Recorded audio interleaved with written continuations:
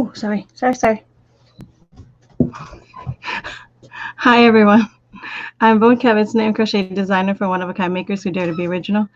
I just kicked Indy, I think, who was under the table, right as I entered, so I'm not sure when this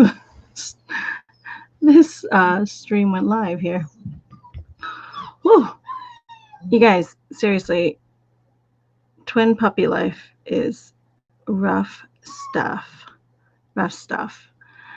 I'm going to give you a couple seconds to find me. God grant me the serenity to accept the things I cannot change, the courage to change the things I can, and the wisdom to know the difference. I've been saying the serenity prayer a lot lately.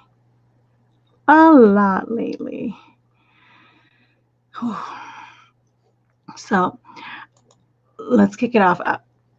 I'm being a bad mommy because they were in their crate, they were napping, and they wanted out, which I should just let them out and run their energy out, but I'm coming on live. So basically, I let them pee and they're back in the crate. So I don't know how long they're going to cooperate before they protest.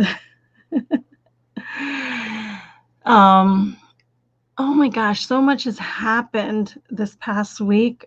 Like all the things. So I'm a bit overwhelmed right now. I'm just a bit overwhelmed at this current state, and I'm going to try to calm down. I love how I have to like run here, and then I turn on the camera, and then I expect you guys to like bring me back down and get me at a calmer state. But isn't that what happens when we go to meet friends? You know, is it like, are we like just, we all have our own lives that we're rushing from, and then we get together and we sit at the coffee shop, right? Which is how I always envision these lives, like these little meetings and our little maker circle. And then we're like, oh, I'm here. You know, and then we're like, how are you doing? This is how I feel, right? So let's see who is saying hi. Amelia, hello, Amelia. Hi, Ellen, thank you for joining. Hey, Denise, I've been following and appreciating you since the knitting debacle. Really? So were you at the first knitting debacle with the knitting community is racist, or were you at my Ravelry video when I was a white supremacist?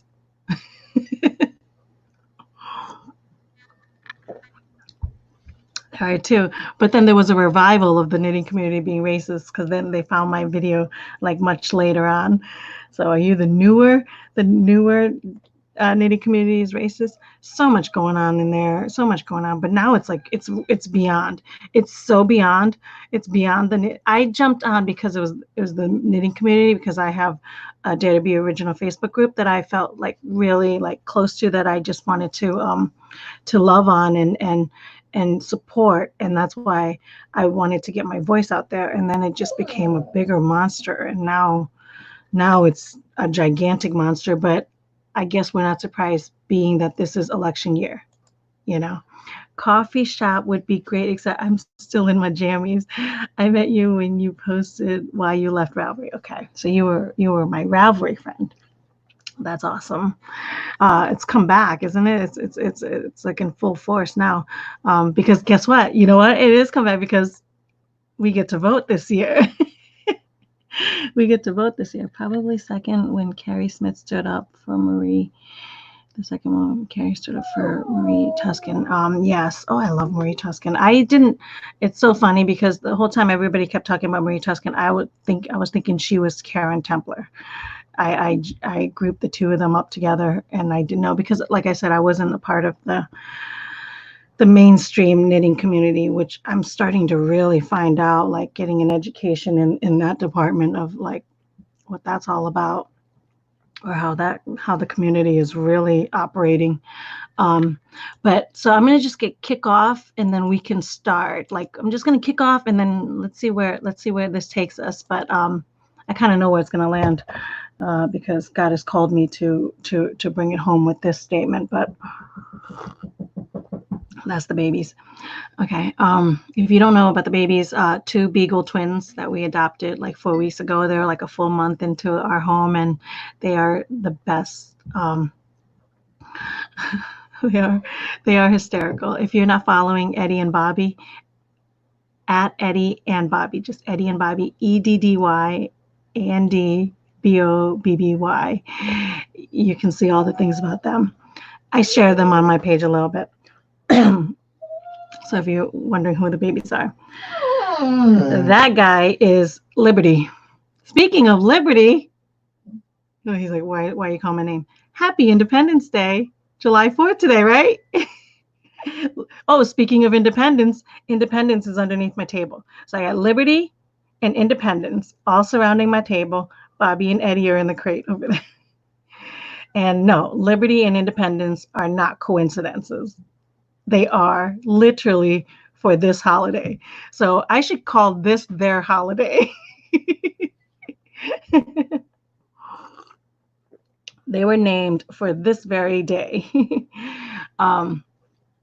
So in the beginning of the week, there was okay, I have to put on my temporary goggles, my temporary race goggles.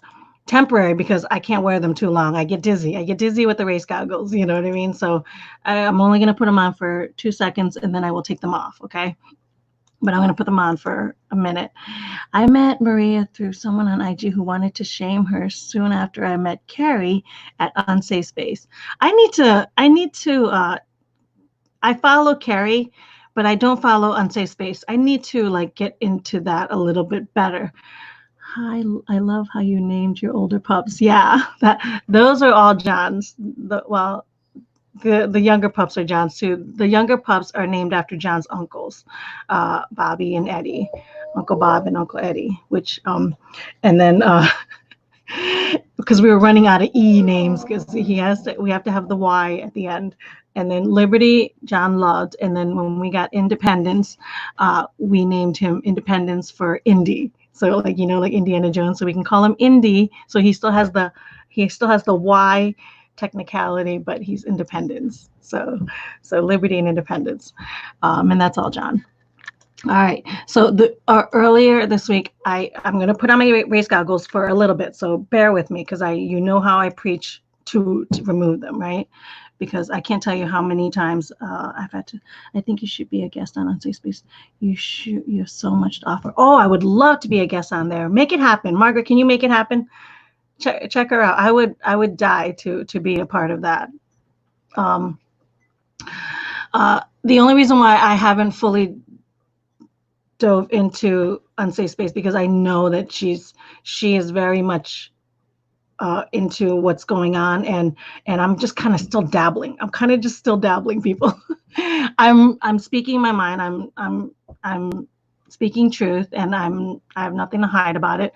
But like I said, sometimes that crazy is so crazy that I just kind of have to like filter my water just a little bit, and then I have to gulp it, but I have to gulp it in like I have to gulp the nasty water for in different time periods, you know what I mean? I have to like protect myself sometimes. Yeah, ask Carrie, you definitely need to be on. Yes, you guys, why don't you petition for me and get her to come find me? She already is following me. So. But let her know that I would definitely be a part of that. I'm definitely game for that. So temporary race goggles on. Earlier this week, an Asian just happened to jump on. I don't know if she popped up on my feed. She didn't pop up on my feed. Somebody must have shared her video. She made a TikTok video basically saying, for all lives matter people, you have the caucasity. I love that, like that word, caucasity, to use all lives matter. I'm going to stab you, and while you're bleeding and while you're slowly bleeding out from my stab, I'm going to point to my paper cut on my finger and tell you my cut matters too. So that was her crazy video, and it was crazy because so then I'm probably downplaying her video, because I'm not that dramatic of an actress. You know, despite what John might claim. I'm not that dramatic of an actress. But so that's what she did. And I guess that video went viral, right? And then so somebody else had shared the aftermath of that video because I shared it on my story. I was like, look, this is crazy. I guess I have to watch my caucasity because I'm one of those all lives matter people. You know what I mean? So I guess I have to watch my caucasity and not get stabbed, I guess. Um, I don't want to joke about that because there's crazy stuff out there. There's so much evil out there in the world. Um, so I posted that, and then somebody shared me her aftermath of that video, and so I'm so grateful for those aftermath because social media is like 40 seconds of the perfect life, and then we never know what happens after. We're like, what happened afterwards? So I guess she did a follow-up video where she was crying and distraught because her video went viral. She said, this is what the Trump supporters wanted. They got exactly what they wanted because that video went viral and my job that I worked so hard for, that I cared so much about, fired me. And then that was it. So I was like, so I shared that aftermath video, just because I don't like putting people's stuff out there, but I figure it's out there and I want it to show because I'm constantly in my inbox getting the opposition coming at me between comments and DMs and everything. And so I wanted to share, this is what the crazy looks like, people. Well, not only that, but I wanted to prove a point that an Asian person is going to come out and use the word caucasity, a made up caucasity word, directing at me because I'm one of those people, right? This is the thing when we generalize and we play prejudices and we play bigotries and we assume something, right? So I fall into that category. I'm an individualist. I see somebody, I interact with somebody, and I make my judgment about that somebody. And that's it. That's where the line ends. I don't go to their mother. I don't go to their father. I don't go to their country. I don't go to their color. I don't go to their race. I don't go to their gender. I don't go to anywhere. I don't go to their social status. It's an individual thing. I'm an individual person. And all my complexity. So when I'm engaging with another human being, they are individuals. They do not get lumped with other people. Just like you shouldn't lump me with anybody else, don't lump other people. So that's what I do, right? So when I'm in this world of talking in the general world, it gets messy. It gets so messy. What's up, Sana? Oh, I'm so glad you're here. Sana's doing a nice little prayer for me. I've asked for several prayers today. So yeah, and then I was like, oh, I feel bad. So I was like, I feel bad. I'm like, I'm gonna follow this person because her name was all over the thing, So I went and found her site, and her site, she obviously didn't like so I shared her one of her posts where she was basically saying all Trump supporters are racist, bigots, homophobics, xenophobics, and all kinds of phobics. So I was like, oh, okay. So I was like, this is who we're talking about. So then I just left it at that. You guys can make your judgment on whatever that was. But the one thing that I wanted to comment on, which is the title of this live, was, did you notice, not her crazy antics about stabbing all lives matter people, not her like comparison, not her getting fired, not ruining her life, not anything, not even the fact that she's calling all Trump supporters bigots and xenophobics and neo-Nazis and all that stuff. Right before that video of her saying that she was fired, she said that this is what they want. See, they got exactly what they want, those Trump supporters. And that's where I was like, that's the important part. That's the minor, subtle, important part. And I did a poll asking you guys, did you guys notice at the beginning of that video, the little blame game she just, you know what I mean? Who she blamed for how her life was spiraling because of that one video? So she made a video going on the internet.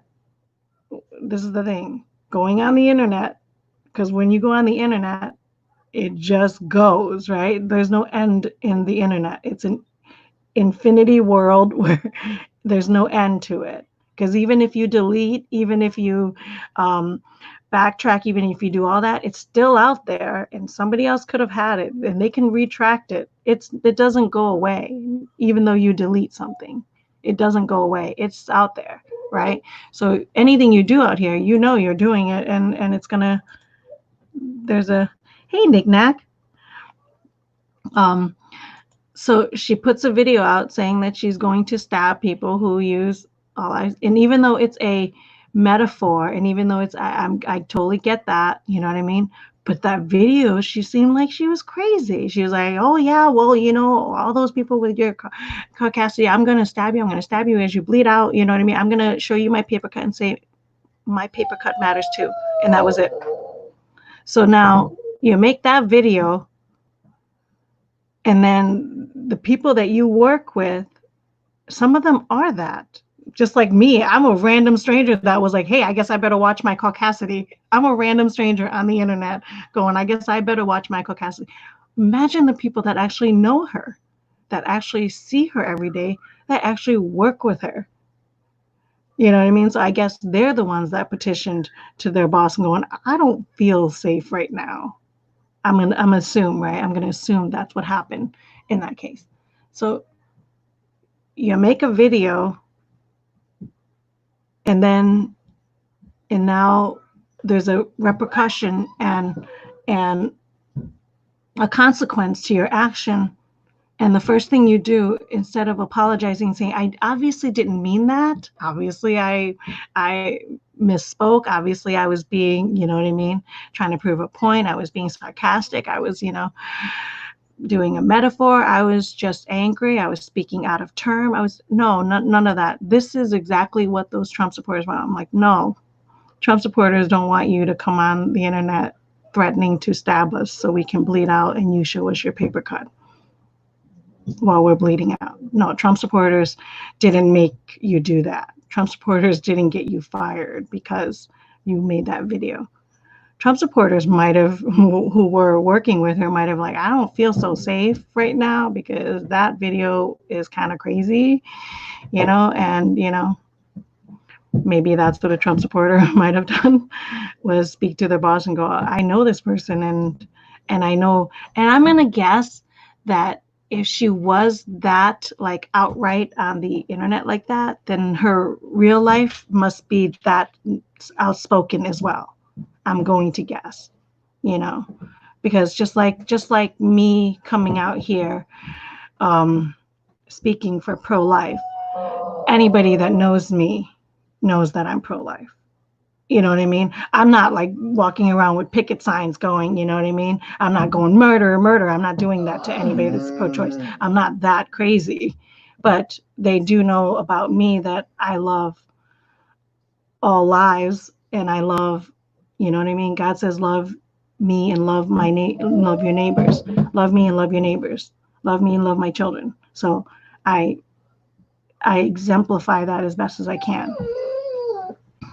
So I'm going to guess that people who know her must know that she's very vocal about her BLM,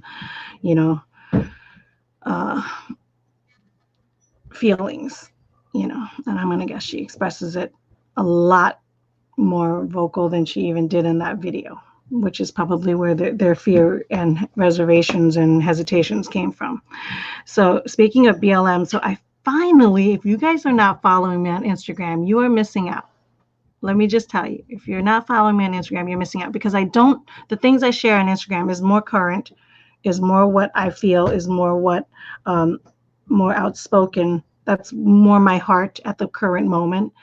What I share in the Facebook group is more craft related, because I want to protect the integrity of the Facebook group. It's about us sharing, being creatives. So I let everybody share whatever they want on there, but I try not to pull too much politics and too much of my craziness in there. But once in a while, I'll put something in there to let them know that this is where your admin stands. So if you have a problem with where your admin stands, you must know that I'm not trying to be two-faced or, hiding anything from you. So once in a while, I'll throw something in there. But for the most part, I won't bombard you. But in my Instagram, that's where I get to be me. So that's where, so come follow me there, and then you'll get to see all these crazy things. She may not be outspoken in real life. Some people are more aggressive online because they are talking one-on-one. You're right. She may not be. Is that video only on TikTok? I think, well, it had TikTok emblem all over, so I have a feeling that was only on TikTok. And then the news media picked it, took that and ran with it. And so she went viral because everybody was sharing. This is what we're dealing with here. This is the crazy we're dealing with. But, just like the one where the 3 young ladies were trying to scrub BLM graffiti off of their work building, which is probably what they were ordered to do because they're at a job and it's a public building. And so they're out there, but they're getting hounded by a car saying, "You don't care about Black people?" No, I'm doing my job. I'm removing graffiti that does not belong there. Somebody violated and desecrated a property. I'm like, if somebody goes and graffitis my house, I'm going to have a problem with that, because I say my house because it's the only thing I own. It's the only property I own. If it was my business, I'd go buck wild too. You know what I mean? Protect your property. You know what I mean? If you have property and you want to put your big signs all over it, have at it. That's your right. But don't go do it to somebody else, because that's not your right. They have a right to protect that. Are not talking one-on-one. Oh, because they are not talking one-on-one. You're right. Because they're talking to the general, and people have a different thing about when they're, when they're on the keyboards, and when they're, when the screen, somehow they think the screen protects them. Yeah. When they're talking one-on-one, you're right. She might not be as vocal and, be very different. Where maybe because I'm plain all the way, I just stay plain all the way. Whoa. In Liberty. He must get worked up too, right? So that was the point. I was like, I want to talk about this blame game business, Oh, and so that's the story I wanted to share with you on that. How quickly we will do something and then blame other people for our actions, right? Blame other people for our actions. And it kind of led me to my latest topic today. I've had conversations with this person for a while about many, many topics that I never wanted to share. I always thought for a brief moment, I'm like, maybe I should share it. Maybe I should talk about it or something. And then I always end up backing out. But this one topic, I just, it kind of hit me hard. And so I was like, clearly this is what God wants me right now. This is where he's calling me to be. A long time ago, wherever God would call me to be, I would be too afraid to answer it. So I would ignore him, and it would just kind of implode inside me, because I would be too scared, because I'm like, these are hard topics. God doesn't call you to be in places where it's easy. You know what I mean? He calls you to be in places where you're going to be met with resistance, and they're loud in there. The babies are getting restless in there. We can ignore them. Hopefully my mic is loud enough for you guys so you guys don't get too distracted. But so I found an awesome video from a preacher talking about, I have to put my race goggles back on again.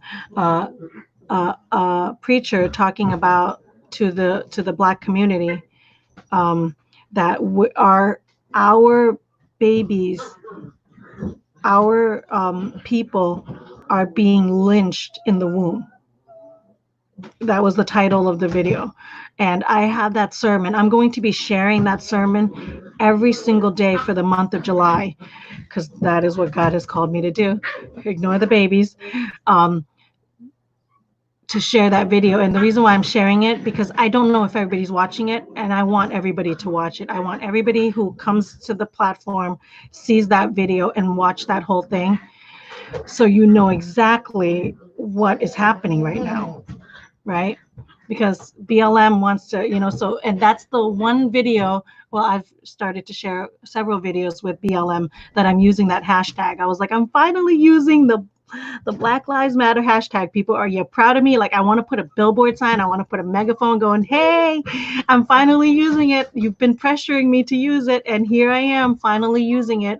So let's take advantage of it, right? Sarcastically, of course. Those are the people that I want to see.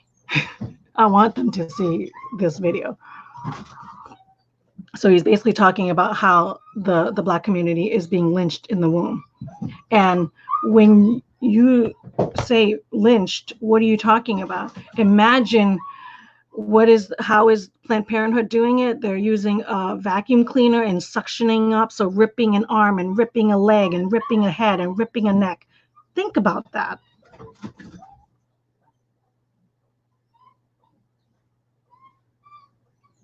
Your arm, your leg, your neck, your feet torn apart one by one.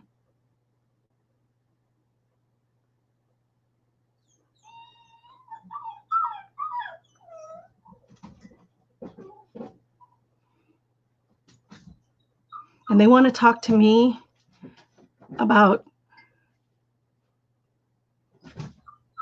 a cop killing somebody.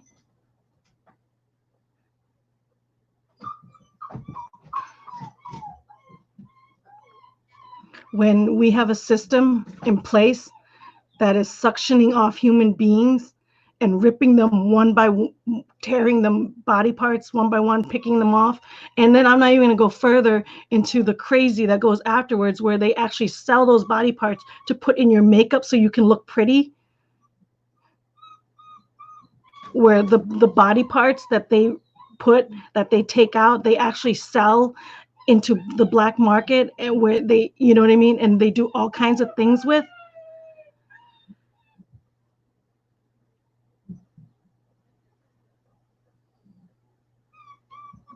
The evil in this world is mind-blowing to me.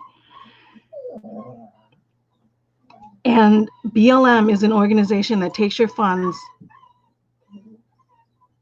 that you've donated to go to a political party that funds this room, that funds these buildings, these human killing buildings.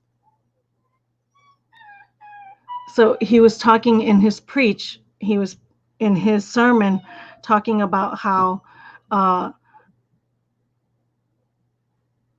and by the way, in 1 week, they take out more Black lives. Planned Parenthood in 1 week takes out more Black lives than the Ku Klux Klan ever did their entire existence, their entire whatever, how many decades they've been around the world, they've been operating under. 1 week, Planned Parenthood has murdered Black lives. Then the entire KKK has lynched their entire organization, their entire existence. But yeah, the KKK is the bad one. But Planned Parenthood, they're the medicine. They're the medicine that's saving our world right now. They need to be funded by this political party. The rich white dude that says if you don't vote for me, you ain't Black. That dude. So this person, in response, wanted to talk to me about abortion, because this video, she was like, it was worth having a discussion on. And I had vowed to myself that I wouldn't engage with her anymore privately in this forum, because once I realized, I'm like, if she insists on constantly seeing me as Asian, she insists on wearing this race goggle, then it's no point. Remember I said last week, I said, I'm going to only talk to people like my communication will only be to the people who are refusing to wear race goggles because we are being attacked right now. We are being pressured and bullied to wear our race goggles. We are being forced to see color, right? Because it's evil to be colorblind right now. And so I'm only talking to those people who are refusing it, who don't like it, who will not wear it, and to the people who have it on and off, who aren't positive, who aren't sure. Is it a good thing? Is it a bad thing? Is the race goggle helping or is the race goggle hurting? I'm not sure. So they keep taking it on, taking it off, you know? So I'm only talking to those two categories of people. The one that loves their race goggles so much, the ones that revere it and hold it up on a silver platter and say, I love my race goggles, those people I'm giving to God. Only He can handle those people. Only He can touch those hearts and those minds. I'm not wasting my energy on those people anymore. African Americans called it Planned Parenthood. Get out. African American women's had enough of Planned Parenthood and are switching to the Republican Party in droves. You know, I've noticed that so much more with education. And that is phenomenal because they're realizing exactly what a friend just sent me, a whole bunch of quotes, a whole bunch of text from Margaret Sanger. I might even within the next year or two read her actual manuscript so that I know this evil human being myself. But like I said, I try not to engage with the devil so much because, you know, I'm always afraid I'm going to burst into flames with them. A few sources are say that baby tissues are being added to vaccines. I've heard of that, and I've watched several things on that. Look up Dr. Judy Mikovits. Hard because she's being censored. Yeah, it is hard because we are getting censored big time. Look up the Book of Plague of Corruption. Oh, okay. Thank you. Let me just jot this bad boy down because I don't know if I can get this comment. What's today? What's today? Oh, there we go. Saturday.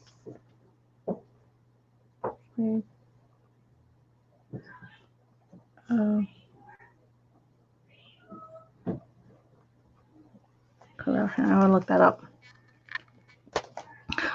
Thank you for that. So so I swear that I wouldn't engage with her again, but now we're talking about this topic, right? This topic. So I was like, okay, I guess I'm taking the bait again. I'm taking the bait again.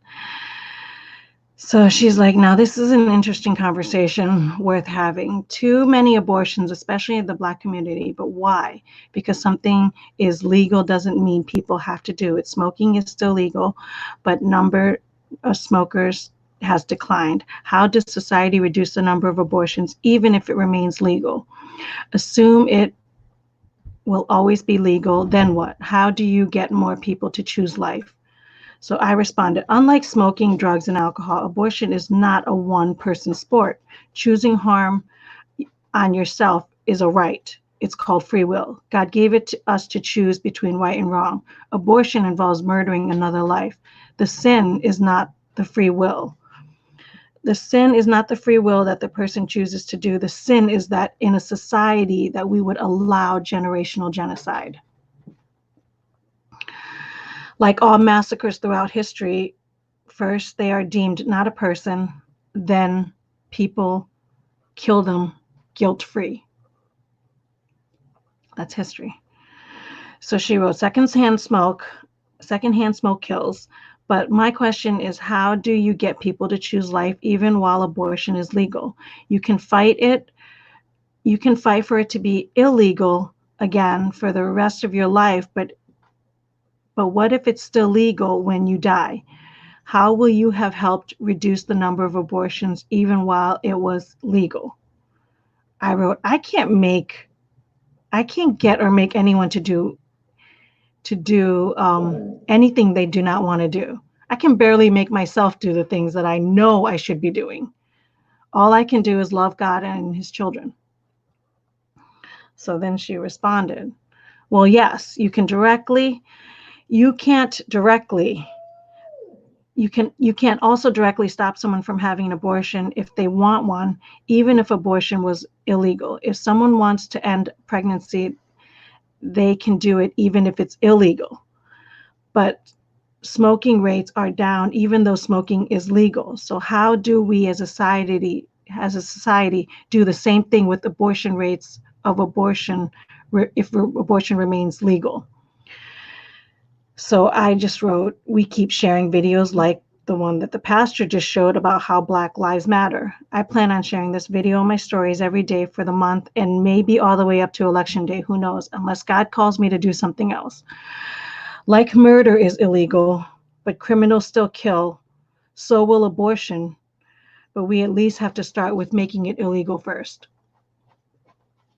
So she responded, I don't know that it has to be illegal first. If someone stopped getting abortions, it wouldn't matter if it was legal or not. If it becomes illegal before numbers have declined, you need a good plan of how to support people who are forced to be pregnant and have a baby they didn't want. So I wrote, people need to take responsibility for themselves and their actions and their choices. It starts right there. Then God takes care of the rest. And she wrote, what does that mean in more hands-on way? Let's say a young girl gets pregnant and she's not married and her family isn't prepared or able to support her as a child. Are you prepared to help her raise her child? What does that look like? This is my DM, people. This is my DM. So I responded, I am sorry if I'm hurting your heart or this girl's heart when I say that her bad choice to have sex and conceive a baby before she was ready to handle the consequences of her choices is not my problem to solve. God's plan for us humans are simple, but not easy, but very simple. When we go outside of those plans and start to choose our own paths, well, those consequences become problems to solve and work through. I choose not to drink, smoke, or do drugs because I fear that I can't handle the consequences. Nowadays, we don't care about the consequences of our choices. We just blame other people. We expect people will take care of us, and we expect everyone to solve our problems. And that's why I thought this went very well with this week's topic. I was like, man, I'm telling you, God does not he doesn't play around. He doesn't play around.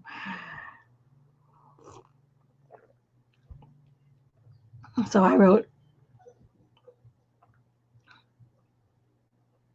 that's not how life works, but we have conditioned ourselves to the point where where you are actually asking me this question like I'm supposed to have a more complex answer, when the answer is very simple, not easy, but very simple. And she wrote, you don't know anything about this girl. Your first thought is not my problem, in quotes. I'm so confused how much you actually love people and how much you're just saying stuff like you think sounds loving. I want to reread that back again because I did receive this this is a private DM. That's why I'm not disclosing who I'm talking to.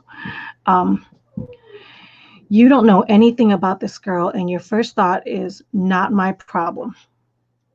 I'm so confused how much you actually love people and how much you're just saying stuff that you think sounds loving. She could be 13 years old and come from an abusive home. She could have been taken advantage of by a man who ran when she got pregnant. So I wrote, so you're tricking me with a rape question? And she said, so you want to fight for her to have this baby. Then what? Not your problem? Sucks to be her, I guess. At least she's 14 with the baby now. It's not a trick question. You did not ask anything about her. There could be one of thousands of scenarios. I wrote, because legalized abortion is only only in capital letters, for raped and abused situations. She wrote, why? Do babies conceived of rape not deserve to live? We will answer that question. When someone ends up pregnant and feels like abortion is their best choice, how do you prove to them that it's not? Remember that they'll have a baby if they conceive, force force them to not abort. So how will you support them with that baby you wanted them to have? What sort of programs should exist? How does that work? Is that really just a shrug, not my problem? You're really going to fight for the life of a baby you don't care at all if the mother has the means to raise it in a safe, loving, nurturing environment. So I wrote, and now I'm in capital letters. I'm in capital letters. I wrote, I want one thing, super crystal clear, capital letters. I fight for life. In capital letters, I fight for life because God said, thou shalt not murder.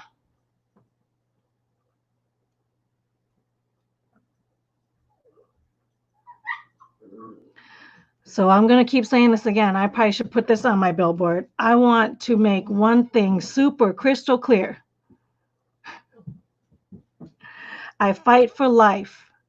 I fight for human life, all human life, because God says, thou shalt not murder.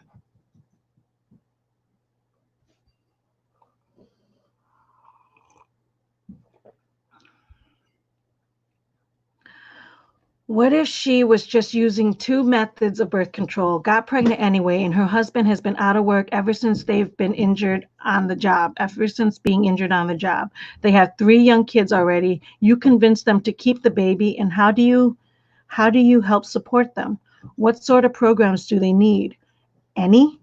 Or is it not your problem and you don't have any ideas? So as long as they have the baby, you can stop thinking about them and having an opinion about their family needs. A miscarriage isn't involuntary manslaughter. Being opposed to murder is a good thing, she wrote. So I just, at this point, I can't even remember if I was at work or at home or not, but at this point, I just basically said, I'm live every Saturday. You should come join our chats to talk about topics like this, and we can pray on them together. And then she wrote, she will, if she can. So she may be here, she may be not. I'm not sure.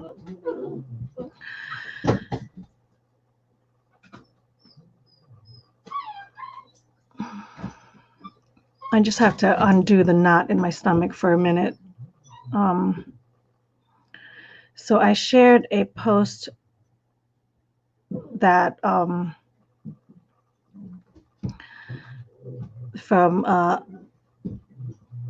LiveAction.org, where Lila Rose tweeted. This came after my thing. So, I told you, God talks to me all the time. Sometimes I ignore him. Sometimes I'm too afraid to answer him, but he's talking to me all the time. Sometimes he shouts at me and it just hits me like it just bangs me on the head. Sometimes I have to sit very, very still and hear the whisper, but he's banging me on the head this week. Just like those two are like wrestling like crazy in there. Lila Rose tweeted, abortion is wrong in cases of rape. Abortion is wrong in cases of incest. Abortion is wrong in cases of prenatal diagnosis. Abortion is wrong when a mother faces health complications. Abortion is wrong because it kills an innocent human life, and killing a human will never be, in quotes, medicine. So I just shared that in my story, amen. And I was like, thank you, Jesus, for bopping me on the head, because I was praying for how to respond to this lady. What amazing, what do I want to do for those families? God, like, what do I want to do? You know what I mean? What about that girl that got raped? What about the family that has, you know? I was like, what are my answers for those people? And quietly, God was telling me, Devon, I said, thou shalt not kill. That is enough. That's all God needs to tell me. Thou shalt not kill. Everything else, he will take care of.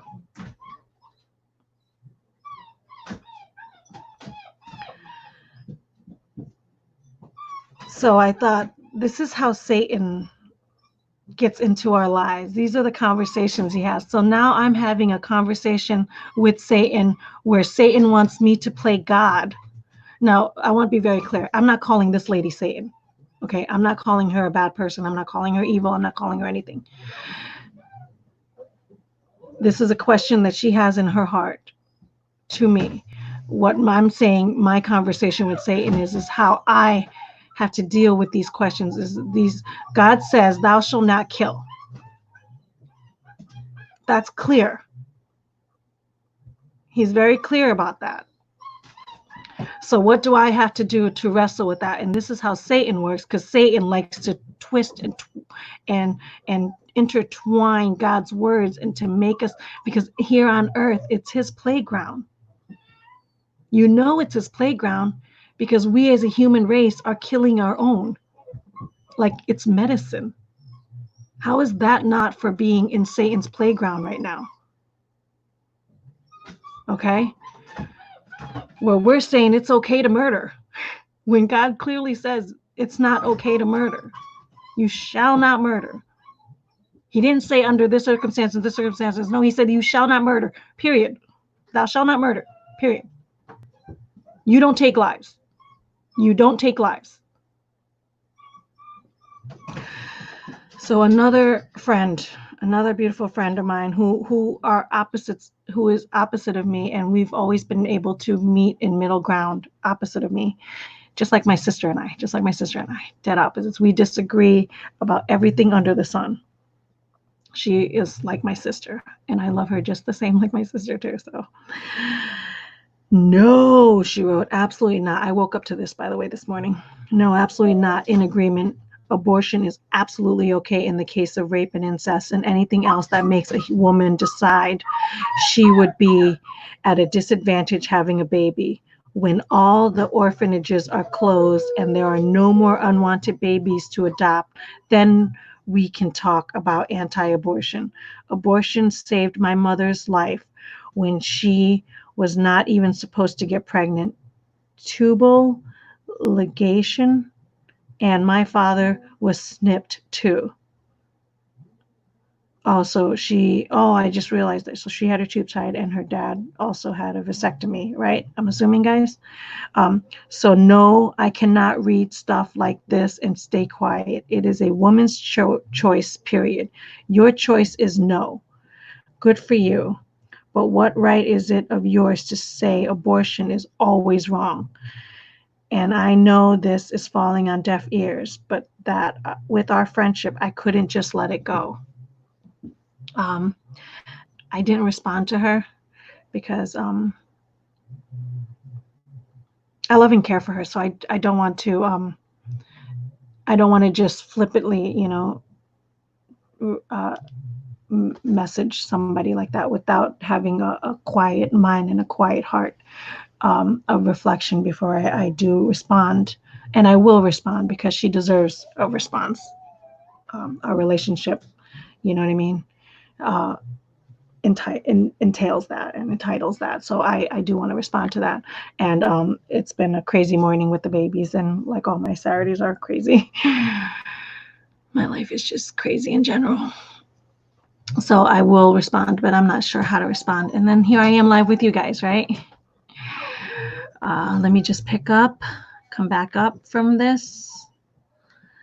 A few sources. Okay, we were there with Ellen. So now, Margaret, Watch the documentary Hush. It's free on Amazon. It is about the effects of abortion and the cover up of what happens to women mentally, physically after an abortion or several abortions.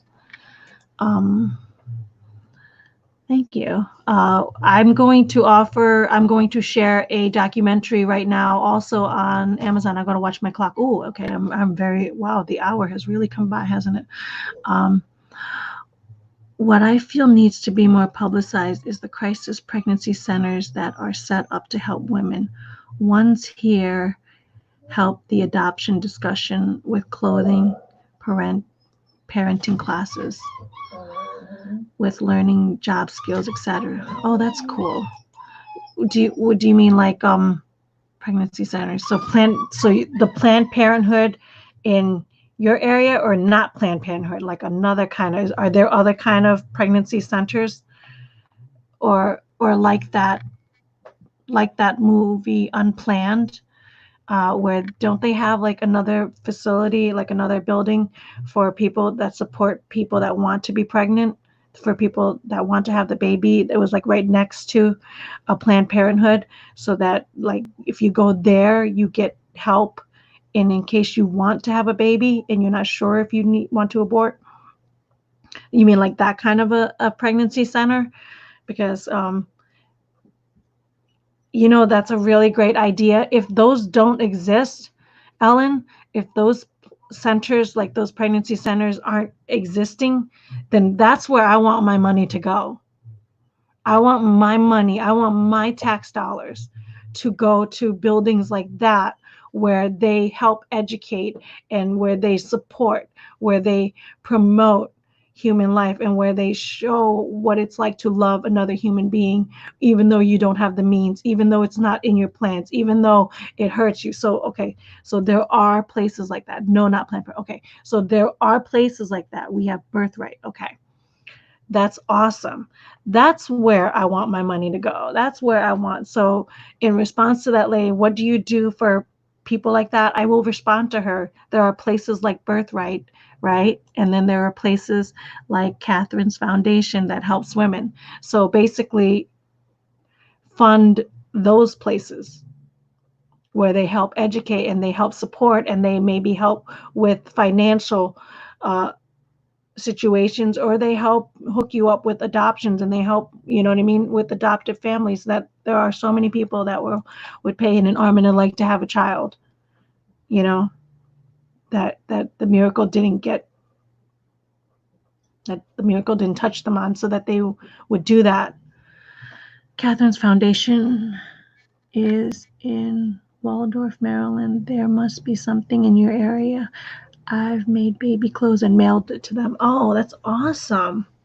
That's awesome. I'm sure there are. I'm hoping there are. And maybe if they're not, maybe that's what I'll end up doing one day when I'm in my 60s and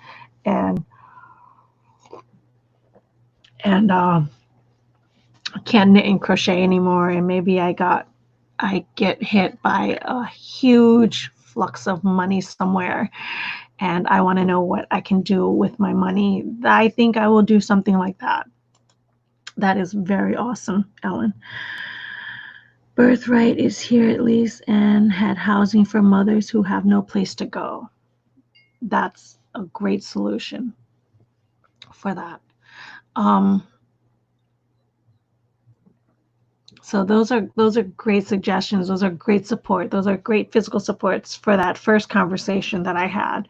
And hopefully that lady is on here watching this, or will watch the replay, because I told her I'll be talking about this. So hopefully she'll watch the replay and get some of your good suggestions.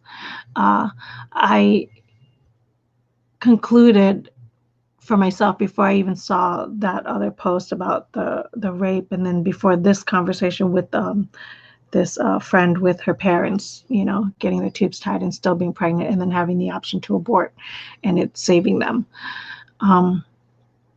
Before that, God had already told me that you cannot engage in Satan's games where you start to play God. And And I had settled with that because he said, "Thou shalt not kill." And anything else that comes at me on this earth that would have me question that one line, "Thou shalt not kill," it is Satan's games where I get to play God, and I can't engage in that thought because I'm not God. You know what I mean? Nobody here on earth is God, and so we're sinful, fallible creatures. We're sinful, fallible human beings, and if you need proof, we are the same human beings that are saying it's okay to kill our own bloodlines right now. We are having that debate. So as long as human beings are having that debate, we will be at war with each other and with God. And when we're at war with God, there's only one that's going to win, and it's not us. Not unless we stand by him, you know. I want to end real quickly. Thank you so much, guys, for joining me on this. I want to end quickly with, now that they've finally calmed down, I'm going to have to wake them up and get them going. I will check that. What was that? Hush. I will check that out on Amazon. I want you guys to check out. John just came across Hush on Amazon. Hush on Amazon. I want to write that. John just came across an awesome documentary, and it's perfect for this time right now. It's called The Hidden Faiths of the Founding Fathers.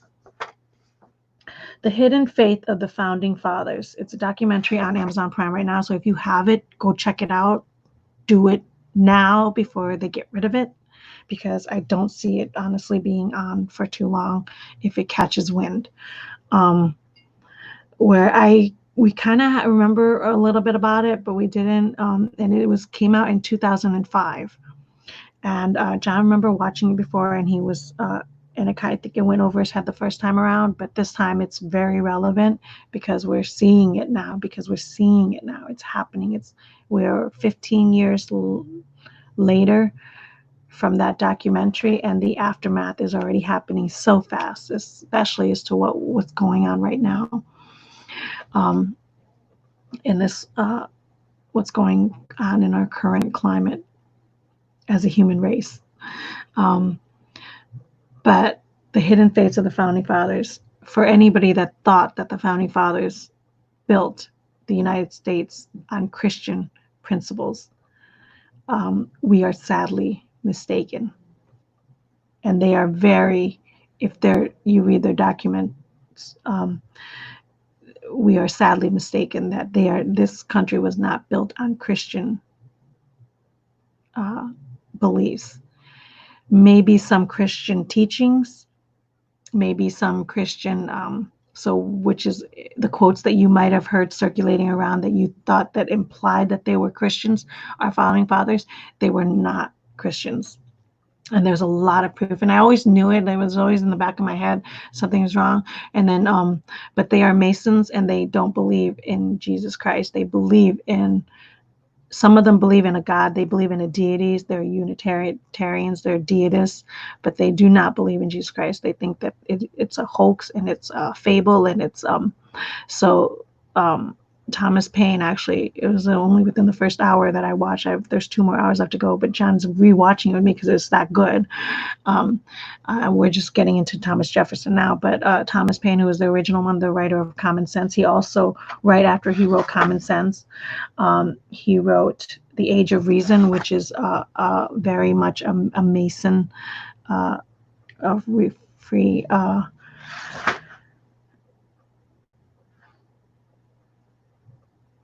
a Freemasonry thinking of, like, where they believe in philosophy and reason, the age of reason. They use reason. So anything that like they don't believe in the Virgin Mary, they don't believe in the whole birth, they don't believe in the resurrection, they don't believe in anything of that. And a lot of them like denounced Jesus in general. In fact, Thomas Jefferson, people think that Thomas Jefferson was a Christian because he has a Jefferson Bible, but it's actually the story of Jesus Christ, and he wrote it to basically debunk the fables of the Bible, and they call them fables and tales from the Bible.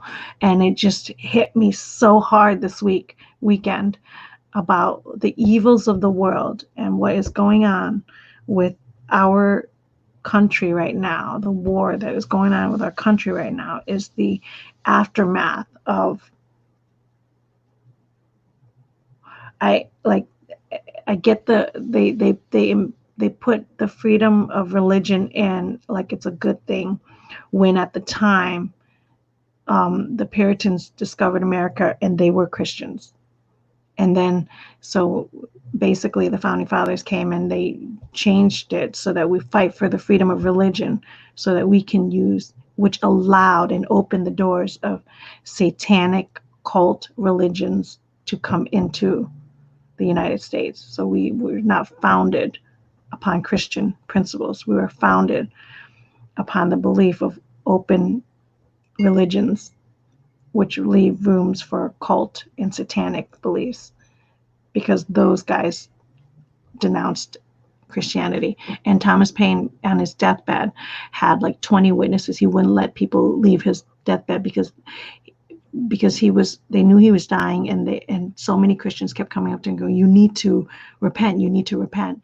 And he was so adamant about not repenting that he wouldn't recant, that he had all these witnesses up till his death, up to his last breath, to witness the fact that he never accepted Christ. Like, he refuses to accept Christ.